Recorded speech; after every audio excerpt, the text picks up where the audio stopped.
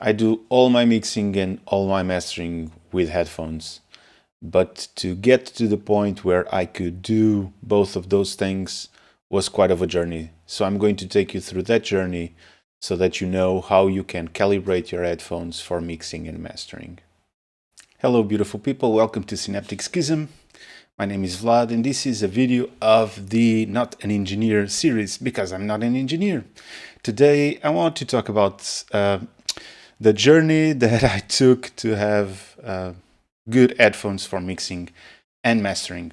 There are several steps to this, but I think we can all agree that ideally we would have a nice room, sound treated, good pair of speakers. But most of us are in the same position that I am, which is this. So I actually have a pretty good pair of speakers, but their placement is not ideal, not even close. The walls rebound a lot of lows. There's quite a big area of glass behind the speakers also, so that's bad. Although that setup is really nice to compose, it's not helpful at all for mixing and mastering. So these were the steps that I took to get to a position where I could mix and master my songs using headphones. First and foremost, get a good set of headphones. These are my trusted companions in terms of mixing. I use them for more stuff, but for the most part, it's for mixing and mastering. I mean, everyone pretty much and their mothers know these headphones. These are just standard nowadays, and they are really good headphones. But it doesn't have to be these ones. It can be any headphones that you can trust. And there are many of them. Just ask over in the internet or Google it, and you'll find at least a dozen of headphones that will continuously pop up, and these are just one of them. So the idea is not to get the best possible headphones, is to get headphones that you can trust. That's really important. Trust is the key word in this whole process. Okay? Now, step number 2. After getting the headphones, I was like, how do I know that these headphones are doing what they are supposed to do? So I did the following. I went to Dsonic, Reference, and Waves, and I got their plugins. You should test them all out. The problem that I had was that I think since I never worked in an actual physical analog studio with like a good set of speakers and a mixing table and all of those things, I really don't know what a good studio sound is.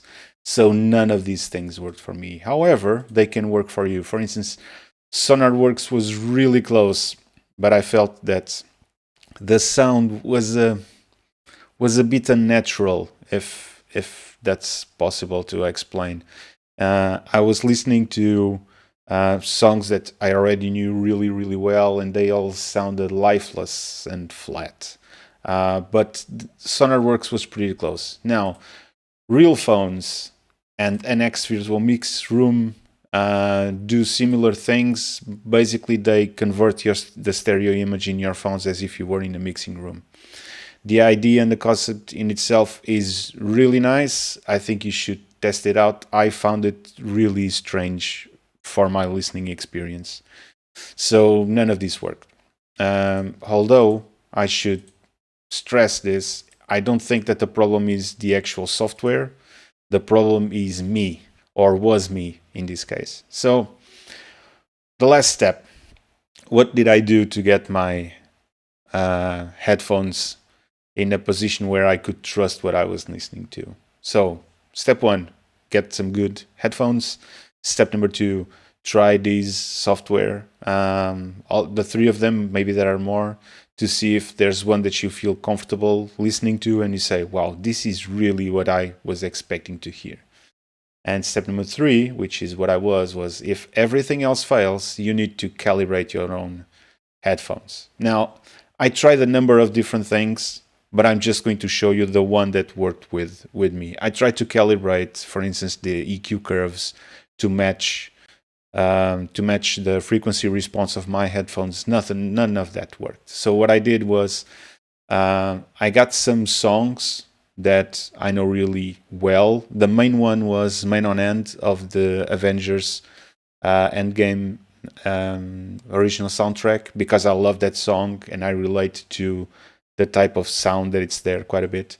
And then what I did was in my monitor bus, and if you don't know this in your DAW, find a way to learn where the monitor FX are, a monitor bus, something like that. Basically, it's a bus that does not go into the masters to your renders. So when you render a file, there's no, whatever effects you have here don't go into that master. Okay, so I can do, for instance, a headphone calibration, and an headphone calibration is just an EQ that is going to sit in your monitor bus so that you listen differently from what you are outputting. And this is what I came up with. It's really simple. The only thing that I have is a shelf.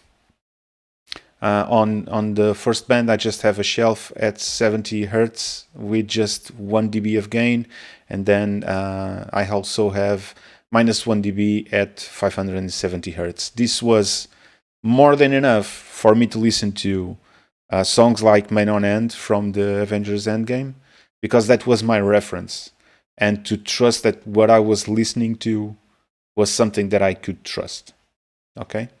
After that, what I did, and I still do, is I just listen to music with these headphones and while having these calibrated, because you will learn how your headphones are supposed to sound. Okay, this is pretty much how I do all my mixing and mastering.